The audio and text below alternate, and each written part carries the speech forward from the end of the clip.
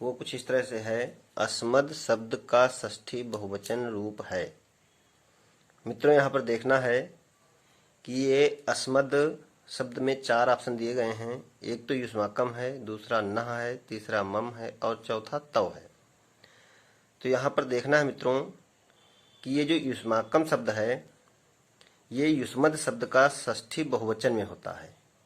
इसके रूप मित्रों युष्मद शब्द के जो रूप चलते हैं वो कुछ इस तरह से चलते हैं, त्वम युवाम यूयम, त्वाम युवाम युष्मान, त्वया युवाभ्याम युष्माभि, तुभ्यम युवाभ्याम युष्माभ्यम, त्वत युवाभ्याम युष्मत्, तव युवयोः युष्माकम। तो मित्रों देखिए, तव भी इसी में आ गया है। तव षष्ठी एक वचन है और युष्माकम षष्ठी बहुवचन है। तो मित्रों ये 2 विकल्प तो नहीं होंगे। अब बचे मित्रों केवल 2 विकल्प। तो जो 2 विकल्प हैं ये भी हम देखेंगे मित्रों ये किस शब्द रूप के हैं। तो अब अस्मद दिया गया है, अस्मद के हम पढ़ करके देख लेंगे। अस्मद के रूप चलते हैं मित्रों, अहम आवाम वयम, माम आवाम अस्मान, मया आवाभ्याम अस्माभि, मह्यम आवाभ्याम अस्मभ्यम, मत आवाभ्याम अस्मत्, मम आवयोः अस्माकम। तो मित्रों मम देखिए मिल गया। मम षष्ठी विभक्ति एक वचन का रूप है। इसका मतलब ये भी नहीं होगा क्योंकि प्रश्न हमारा है षष्ठी बहुवचन, तो षष्ठी एक वचन में तो मम होता है। अब मित्रों जब ये 3 ऑप्शन नहीं हैं षष्ठी बहुवचन के, तो फिर इसमें शेष अब बचा क्या? अब मित्रों बच रहा है नह, जो हमारा पढ़ा हुआ मान लो नहीं है। जैसे हम लोगों ने शब्द रूप याद किया कि अस्मत् शब्द का जो रूप हमने याद किया था, अहम आवाम वयम, माम आवाम अस्मान, मया आवाभ्याम अस्माभि, मह्यम आवाभ्याम अस्मभ्यम, मत आवाभ्याम अस्मत्, मम आवयोः अस्माकम, मई आवयोः अस्मासु। इसमें कहीं भी नह शब्द नहीं आया है। फिर भी 3 ऑप्शन तो गलत ही हैं। तो जब 3 ऑप्शन गलत हैं तो चौथा वाला बिल्कुल सही होगा। मान लो मुझे नहीं आता है, फिर भी इसके रूप हम देख लेंगे। मित्रों इसके रूप चलते हैं, द्वितीया एक वचन में होता है माँ, द्विवचन में नौ और बहुवचन में न। और फिर मित्रों चतुर्थी एक वचन में होता है में और द्विवचन में नौ और बहुवचन में न। फिर षष्ठी एक वचन में होता है में और द्विवचन में नौ और बहुवचन में न।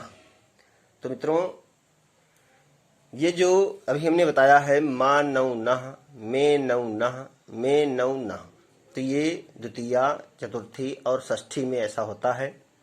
और ये जो शब्द रूप दिए गए होते हैं उनमें कामा लगा करके साइड में ये लिखा होता है। तो फिर भी मान लो नहीं याद था, तो अगर हमको युष्मद और अस्मद के शब्द रूप याद हैं तो ये देखिए युष्माकम और तो युष्मद के हो गए। ये षष्ठी एक वचन है और ये षष्ठी बहुवचन है। तो ये दोनों बिल्कुल नहीं हो सकते हैं क्योंकि ये दोनों युष्मद के हैं और यहाँ प्रश्न पूछ रहा है अस्मद। तो अब हम बचे हमारे पास 2 ऑप्शन। तो 2 ऑप्शनों में ये जो मम है ये अस्मद शब्द का षष्ठी एक वचन का रूप है। तो इस तरह से हमारे तीनों ऑप्शन गलत हो गए। अब मित्रों जो एक ऑप्शन बचा 2 नंबर का नह, तो यही फिर हमारा सही होगा। ठीक है, अब हम बढ़ते हैं अपने अगले क्वेश्चन की तरफ। हमारा अगला प्रश्न है मित्रों, रमा शब्द का चतुर्थी एक वचन रूप है। मित्रों रमा शब्द देखिए ऊपर भी शब्द रूप से ही क्वेश्चन था और ये दूसरा प्रश्न भी शब्द रूप से ही है। अब मित्रों रमा शब्द के रूप हमें याद होने चाहिए। रमा शब्द जो है मित्रों ये आकारांत है और स्त्रीलिंग है। अब आकारांत स्त्रीलिंग के अगर हमें कोई भी, जैसे मान लो रमा का नहीं मालूम है तो तद का मालूम होना चाहिए। तद का अगर स्त्रीलिंग मालूम है तो जैसे सा ते ताह होता है, तो उसी तरह से रमा का भी रूप चलता है मित्रों। जैसे रमा रमे रमाह, रमाम रमे रमाह, रमया रमाभ्याम रमाभि, रमायै रमाभ्याम रमाभ्यः, रमायाः रमाभ्याम रमाभ्यः, रमायाः रमयोः रमाणाम, रमायाम रमयोः रमासु, हे रमे हे रमाः। तो मित्रों यहाँ पर रमाय जो दिया गया है ये रमाय तो बिल्कुल गलत है और जो रमया दिया गया है ये मित्रों तृतीया एक वचन है। जैसे रमया होता है वैसे ही तया होता है। अब यहाँ पर रमये जो दिया गया है मित्रों ये भी गलत है। और जो हमारा प्रश्न है वो कहता है रमा शब्द का चतुर्थी एक वचन। तो रमा शब्द का चतुर्थी एक वचन में मित्रों अभी हम पढ़ रहे थे रमा रमे रमाह, रमाम रमे रमाह, रमया रमाभ्याम रमाभि रमायै। तो मित्रों रमायै जो है ये चतुर्थी एक वचन का रूप है, अतः विकल्प नंबर 3 सही होगा। अब हम बढ़ते हैं अपने अगले क्वेश्चन की तरफ। मित्रों जो अगला क्वेश्चन है वो भी शब्द रूप से देखिए आ गया। ये पितृ शब्द का सप्तमी एक वचन रूप है। पितृ शब्द देखिए मित्रों ये ऋकारांत है और पुल्लिंग है। तो ऋकारांत पुल्लिंग में पितृ है, पितृ है, जैसे मातृ है, भ्रातृ है, ये सारे रूप एक जैसे चलते हैं। तो अगर हमें पितृ का रूप याद हो जाता है तो समझो मातृ का याद हो गया। बस पितृ और मातृ में केवल द्वितीया बहुवचन में अंतर होता है, तो वो मित्रों अभी हम बता देंगे। जैसे पितृ के रूप हम को अगर याद हो जाते हैं तो मातृ के समझ लीजिए वो हमें फ्री में मिल गए। अब देखिए मित्रों पितृ के रूप कैसे याद करते हैं हम। पिता पितरौ पितरः, पितरम पितरौ पितृन्, पित्रा पितृभ्याम पितृभि, पित्रे पितृभ्याम पितृभ्यः, पितुः पितृभ्याम पितृभ्यः, पितुः पित्रोः पितॄणाम, पितरि पित्रोः पितृसु। तो देखो मित्रों पितरि सप्तमी एक वचन में पितरि आ गया। तो यहाँ पर पूछ रहा है कि पितृ शब्द का सप्तमी एक वचन रूप है। तभी मित्रों पितृ शब्द का जब हम रूप पढ़े थे तो सप्तमी में पितरि आया था। तो और पित्रे जो है मित्रों ये भी हमने बताया था पित्रा तृतीया में होता है और चतुर्थी में पित्रे होता है और पंचमी और षष्ठी में पितुः पितुः होता है और सप्तमी में पितरि होता है।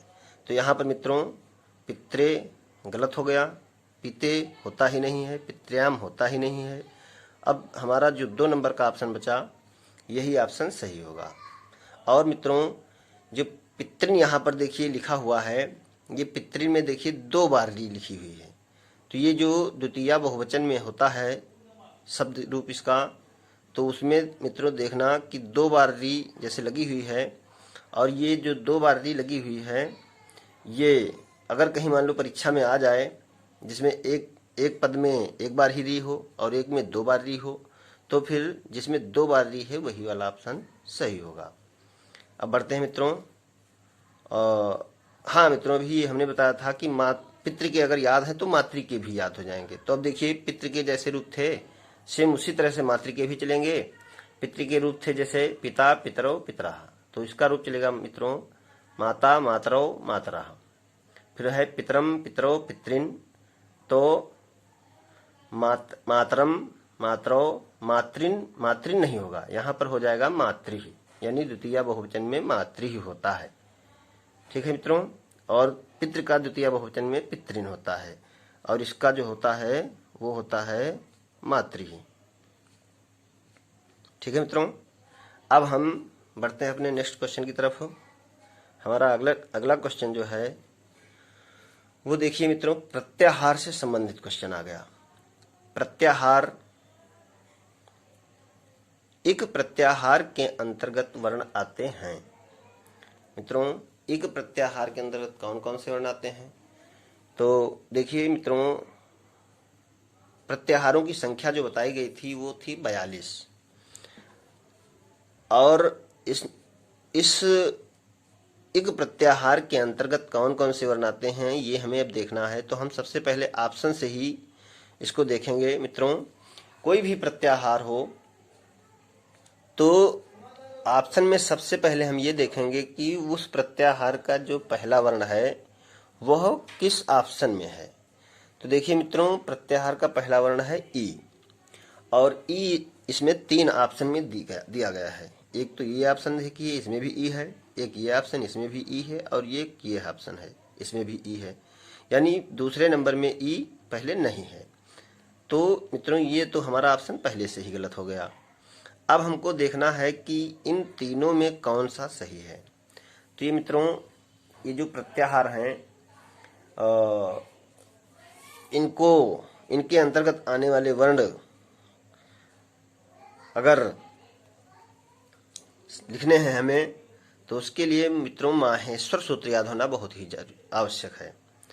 अगर हमें माहेश्वर सूत्र नहीं याद हैं तो फिर मित्रों कुछ संधियां हमें पढ़ाई गई हैं, उन संधियों की सहायता से भी हम प्रत्याहार जान जाते हैं। जैसे एक प्रत्याहार आया है, एक प्रत्याहार आप लोगों को पढ़ाया गया होगा, इको यणचि एक सूत्र है यण संधि का। तो वो इको यणच जो सूत्र है वो ये कहता है कि इक का मतलब होता है ई ऊ री ली और यण का मतलब होता है यावा राला। तो मित्रों जब इक का मतलब ई ऊ री ली और यण का मतलब यावा राला, तो इस तरह से हमारे दो प्रत्याहार तो वैसे ही तैयार हो गए। अब ये सूत्र कहता है कि ह्रस्व या दीर्घ ई ऊ री ली के बाद जब कोई असमान स्वर हो तो ई ऊ री ली के स्थान पर क्रमशः यावा राला आदेश हो जाता है। तो मित्रों यहाँ पर एक तो हम संधि से पकड़ लेंगे कि ई ऊ री ली। दूसरा मान लीजिए हमें संधि नहीं याद है उस समय, तो हम माहेश्वर सूत्र जो हैं उनको देखेंगे। हम माहेश्वर सूत्रों को पढ़ना स्टार्ट करेंगे और शुरू से पढ़ना स्टार्ट करेंगे। फिर जहाँ पर हमको जिस सूत्र में ई मिल जाएगा वहीं से हम लिखना वर्ण शुरू करेंगे और बीच में जो भी प्रत्येक माहेश्वर सूत्र का अंतिम वर्ण है अर्थात जो इत संज्ञक वर्ण है उसको उसमें नहीं लिखते हैं, उसको छोड़ देते हैं। तो मित्रों देखिए यहाँ पर ई ऊ और इसमें भी ई ऊ री और ई ऊ री इन दोनों ऑप्शनों में एक जैसे हैं, लेकिन ई ऊ और अड़ा तो ये मित्रों देखना है कि ये आई वुण में जो अड़ा है ये हलंत लगा हुआ था, इत संज्ञा इसकी थी, फिर भी यहाँ पर लिख दिया गया है। तो मित्रों ये भी गलत हो गया। अब हम देखेंगे कि इन दोनों में कौन सा सही है। तो ये हो गया मित्रों आई वुण अड़ा इसमें से हटा दिया गया है। फिर री ली का में भी होता है हलंत, वो भी इत संज्ञक वर्ण है तो वो भी नहीं लिखा गया है, लेकिन मित्रों इसमें लिखा हुआ है, अतः विकल्प नंबर 3 सही होगा।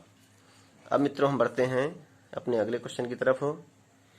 अगला क्वेश्चन है मित्रों माहेश्वर सूत्रों की संख्या है। माहेश्वर सूत्रों की संख्या कितनी है मित्रों? इसमें ऑप्शन जो दिए गए हैं 14, 24, 12, 18। तो देखिए मित्रों ये जो 14 ऑप्शन इसमें सही टिक लगा हुआ है तो ये सही है, क्योंकि माहेश्वर सूत्रों की संख्या 14 है। ये सिद्ध करके भी बताया गया है, एक श्लोक के माध्यम से भी बताया गया है कि नृत्यावसाने नटराज राजो ननाद ढक्काम नौ पंच वारम उद्धर तु कामः सनकादि सिद्धि एतद विमर्शे शिव सूत्र जालम। तो मित्रों इस श्लोक में एक जगह पर 9 पंच वारम शब्द आया है। तो 9 का मतलब होता है 9 और पंच का मतलब होता है 5। तो मित्रों 9 और 5 कितना हुआ? 14। अतः माहेश्वर सूत्रों की संख्या कितनी होगी? 14 होगी, क्योंकि शंकर जी ने नृत्य के अवसान होने पर अपने डमरू को 14 बार बजाया था, तो माहेश्वर सूत्रों की संख्या भी कितनी हुई? 14 हुई। अब मित्रों हम बढ़ते हैं अपने नेक्स्ट क्वेश्चन की तरफ। हमारा जो नेक्स्ट क्वेश्चन है मित्रों ये है डा का उच्चारण स्थान है। अब मित्रों यहाँ देखना है कि डा का उच्चारण स्थान क्या है। तो मित्रों ये देखेंगे हम, इसके कुछ उच्चारण स्थान के कुछ सूत्र हैं, जैसे का वर्ग, चा वर्ग, टा वर्ग, ता वर्ग, पा वर्ग, ये वर्ग जो है क्रमशः होते हैं। तो ऐसे ही इनके सूत्र भी क्रमशः बने हुए हैं। तो मित्रों जैसे पहला सूत्र है अकुह विसर्जनीया नाम कंठा। तो इसमें देखिए आ, का वर्ग, हा और विसर्ग इनका उच्चारण होता है, जबकि इसमें डा कहीं नहीं आ रहा है। तो अब हम आगे बढ़ते हैं। दूसरा सूत्र है इचु यसा नाम तालु। इस सूत्र में ई, चा वर्ग, या और तालव्यसा इन वर्णों का उच्चारण होता है। अगला सूत्र जो है ऋतु रसाणाम मूर्धा।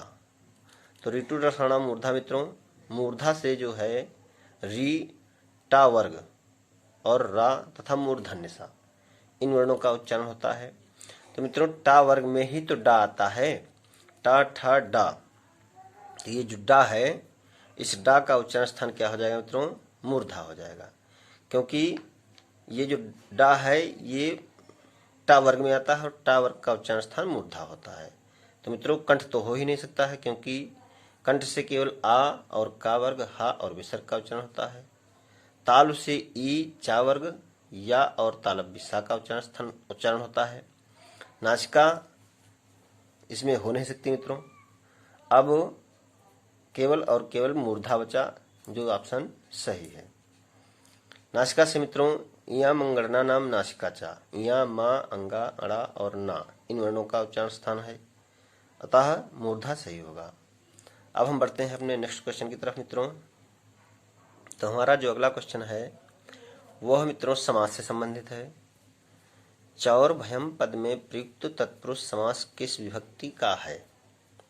चौर भयम मित्रों यहाँ पर देखेंगे, ये जो चौर भयम शब्द लिखा हुआ है इसका पहले हम अर्थ देखेंगे।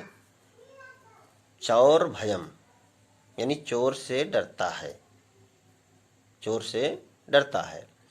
तो मित्रों एक सूत्र है, कारक जब पढ़ाया गया था तो उसमें बताया गया था भीतरर्थानाम भय हेतु। भीतरर्थानाम भय हेतु ये जो सूत्र है इसमें दो धातुएं हैं, भी और त्रा। ये जो भयार्थक और त्राणार्थक धातुएं होती हैं मित्रों, इनके योग में और इनके समान अर्थ रखने वाली जो अन्य धातुएं हैं उनके भी योग में जिससे डरा जाता है या फिर जिससे रक्षा की जाती है उसमें पंचमी विभक्ति हो जाती है। तो मित्रों देखिए यहाँ पर तत्पुरुष समास तो ऊपर नाम लिखा ही हुआ है कि चौर भयम पद में प्रयुक्त तत्पुरुष समास किस विभक्ति का है। तो मित्रों ये जो भयम शब्द यहाँ पर लिखा हुआ है इसका मतलब होता है भयभीत होना यानी डरना। तो जो अभी हमने सूत्र बताया था भीतरर्थानाम भय हेतु, ये सूत्र यही कहता है मित्रों कि जिससे डरा जाता है या फिर जिससे रक्षा की जाती है उसमें पंचमी विभक्ति होती है। जैसे मित्रों सह सर्पात बिभेति, वह सांप से डरता है। तो यहाँ पर सांप से डरता है इसलिए सांप में पंचमी विभक्ति हो गई। इसी तरह से मित्रों है जैसे सह दुष्टात नारीम रक्षति, सह दुष्टात वह दुष्ट से नारीम रक्षति नारी की रक्षा करता है। तो अभी मित्रों हमने बताया था कि रक्षा प्राणार्थक धातुओं और भयार्थक धातुओं के योग में पंचमी विभक्ति होती है, अतः यहाँ पर विकल्प थर्ड सही होगा, पंचमी विभक्ति। इसके बाद हम बढ़ते हैं मित्रों अपने अगले क्वेश्चन की तरफ। अगला क्वेश्चन हमारा मित्रों है पितृन शब्द में विभक्ति और वचन है। पितृन शब्द में विभक्ति और वचन है। मित्रों अभी बताया था हमने कि जो पितृ है ये ऋकारांत है और इसके रूप अभी हमने पढ़ करके बताया भी था कि पिता पितरो पितराः, पितरम पितरो पितृन। तो मित्रों पिता पितरो पितराः ये प्रथमा एक वचन द्विवचन बहुवचन हो गए। अब पितरम पितरो पितृन ये द्वितीय एक वचन द्विवचन और बहुवचन हो गए। तो मित्रों पितृन जो है द्वितीय बहुवचन में आ गया, तो अब आगे हमको रूप पढ़ने की आवश्यकता नहीं है, अतः हमारा विकल्प नंबर 2 सही हो जाएगा यानी द्वितीय बहुवचन। ठीक है मित्रों, अब हम बढ़ते हैं अपने अगले क्वेश्चन की तरफ। हमारा जो अगला क्वेश्चन है वह है नद्यः शब्द में विभक्ति और वचन है। नद्यः शब्द में विभक्ति और वचन है। तो ये मित्रों जो नदी शब्द है इकारांत है, ईकारांत है, स्त्रीलिंग है और इसके रूप हमें याद होने चाहिए क्योंकि ये हमारे सिलेबस में भी है। तो मित्रों नदी के रूप देखिए चलते हैं, नदी नद्यो नद्यः, नदी नद्यो नद्यः। तो मित्रों पहले ही प्रथमा विभक्ति बहुवचन में हमको नद्यः मिल गया, तो अब हमें आगे पढ़ने की आवश्यकता नहीं है। वैसे ये रूप हमको याद होने चाहिए, जैसे नदी नद्यो नद्यः, नदीम नद्यो नदी, नद्या नदीभ्याम नदीभिः, नद्यै नदीभ्याम नदीभ्यः, नद्याः नदीभ्याम नदीभ्यः, नद्याः नद्यो नदीनाम, नद्याम नद्यो नदीषु, हे नदी हे नद्यो हे नद्यः। तो इस तरह से ये जो प्रथमा बहुवचन है, प्रथमा बहुवचन में नद्यः शब्द बनता है, अतः विकल्प नंबर हमारा 3 सही हो जाएगा। अब मित्रों हम बढ़ते हैं अपने नेक्स्ट क्वेश्चन की तरफ। यह हमारा अंतिम क्वेश्चन है और यह बहुत ही महत्वपूर्ण क्वेश्चन है। मित्रों यहाँ लिखा हुआ है षण्णवति हिंदी संख्या का बोधक है। षण्णवति का मतलब क्या होता है? षण्णवति का मतलब ये गिनती है एक जो संस्कृत में लिखी हुई है और इसमें हमको देखना है कि 66 होता है कि 96 होता है कि 67 होता है कि 36 होता है। मित्रों सबसे पहले तो ये जो षण्णवति है इसको हम देख लेंगे कि इसका संधि विच्छेद क्या होगा। तो मित्रों इसका संधि विच्छेद जो होता है वो होता है 60 प्लस 90। 60 प्लस 90। ये मित्रों जो 60 प्लस 90 हुआ, अब इस टा को अड़ा हो जाता है। कैसे? टा को अड़ा कैसे हो जाता है? ये मित्रों एक अनुनासिक संधि है और वह संधि उस संधि का सूत्र है यरो अनुनासिके अनुनासिको वा। ये सूत्र कहता है कि यर प्रत्याहार के बाद यदि कोई अनुनासिक वर्ण आता है तो पूर्व वर्ण अपने ही वर्ग का पंचम वर्ण में परिवर्तित हो जाता है। तो यहाँ पर मित्रों देखिए यर प्रत्याहार के अंतर्गत कौन कौन से वर्ण आते हैं। तो मित्रों हैवरट के या से लेकर के और स सर के रा तक जितने भी वर्ण हैं वो सारे व्यंजन हैं। उसमें केवल हा को छोड़ दिया गया है और सभी व्यंजनों को सम्मिलित कर लिया गया है। यानी यर प्रत्याहार यदि देखा जाए तो हा को छोड़ करके शेष सभी व्यंजन यर प्रत्याहार में आ जाते हैं। तो मित्रों इसको ऐसे भी कह सकते हैं कि हा को छोड़कर कोई व्यंजन हो और उत्तर पद अनुनासिक से युक्त हो या अनुनासिक से शुरू हो तो पूर्व वर्ण अपने ही वर्ग का पंचम वर्ण में परिवर्तित हो जाएगा। तो यहाँ मित्रों देखिए जो ये टा है ये यर प्रत्याहार के अंतर्गत आता है और ये बाद में देखिए अनुनासिक वर्ण है ना है। तो इस टा को अपने ही वर्ग का पंचम वर्ण हो गया। टा ठा डा ढा अड़ा अड़ा हो गया मित्रों।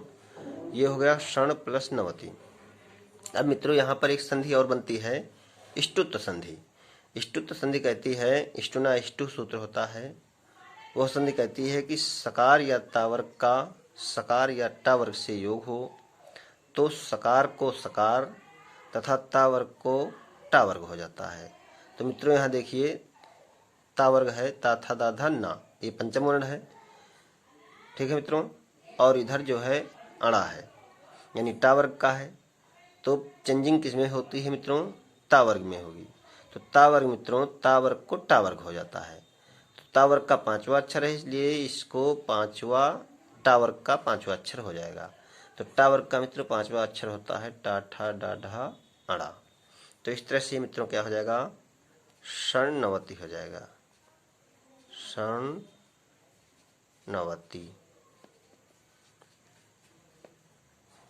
ठीक है मित्रों। और षट मीन्स आप जानते ही हैं कि षट मीन्स होता है 6 और नवति का मतलब होता है 90। तो 90 और 6 कितना हो गया मित्रों? 96। धन्यवाद।